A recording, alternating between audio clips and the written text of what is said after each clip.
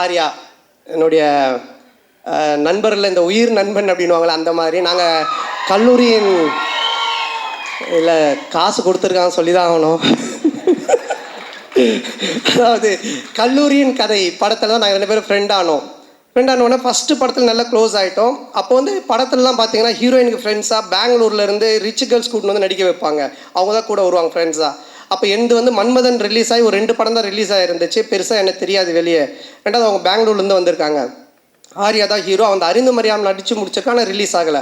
So நாங்கள்லாம் ஒன்றா தான் உட்காந்து சாப்பிடுவோம். எங்களுக்கு கேரவன் கிடையாது. அப்போது அவங்கெல்லாம் நீங்கள் யாருன்னு என்ன கேட்கும்போது நான் ஆர்யா ஹீரோன்னு தெரியும் இந்த படத்தில். நீங்கள் யாருமே ஒன்று ஆர்யாவில் என்னது இவரை யாருன்னு கேட்டிங்களா? இவர் தான் comedy super star, south India comedy super ஸ்டார்ன்ட்டான். ஆனால் அவங்களாம் is a comedy super star south India, yes Telugu Malayalam Tamil all language is a super ஸ்டார்ன்ட்டான். ஒன்று அந்த பொண்ணுங்களாம் ஒரு மாதிரி டவுட்டாக என்ன பார்த்தாங்க. பார்த்தோன்னே டக்குன்னு ஆர்யாவில் மச்சான் அவங்க டவுட்டாக பார்க்குறாங்க, டக்குன்னு ஒரு காமெடி பண்ணு அப்படின்னா. டேய் என்னடா சம்மந்தமே இல்லாமல் காமெடி சூப்பர் ஸ்டார்னு இப்போ காமெடி பண்ணுன்ற அந்த மாதிரி மச்சா பண்ணு தப்பாயிடும் நீ பண்ணு அப்படின்னா. சரி நானும் எழுந்து அவங்க முன்னாடி சரி பழைய பாட்டுக்கு இப்போ இருக்க ஹீரோஸ்லாம் டான்ஸ் ஆன அப்படின்னா ஆடி காமிச்சிக்கிட்டு இருக்கேன். அவங்க சிரிக்கல, மச்சான் பத்தலை இன்னும் நல்லா பண்ணு அப்படின்னா. இதை தான் நாங்கள் VSOPயில் கூட வச்சுருந்தோம். உடனே கொஞ்ச நேரம் கழிச்சு அவனும் வந்துட்டான் நடிக்கிறதுக்கு. 2 பேரும் சேர்ந்து பயங்கரமாக அவன் ஹீரோயினா நான் ஹீரோவாக நடிச்செல்லாம் ஆடிட்டு இருக்கோம். அவங்களாம் அப்படியே பார்த்துட்டு இருக்காங்க. இதை டைரக்டரும் ப்ரொடியூசரும் பார்த்துட்டாங்க.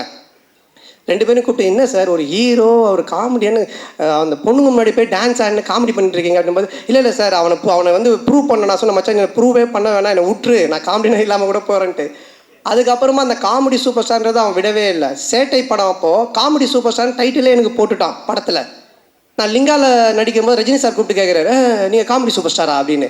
நான் ஒன்றும் இல்லை சார் ஆர்யா தான் போட்டான்னு. நீங்கள் சொல்லாமலா போட்டிருப்பான் அப்படின்னாரு. சார் சத்தியமாக நான் சொல்ல சார், அதாவது என்னை எந்த லெவலில் மாட்டி விட்டுருக்காண்ணா. ஸோ எங்களோட ஃப்ரெண்ட்ஷிப் அந்த மாதிரி.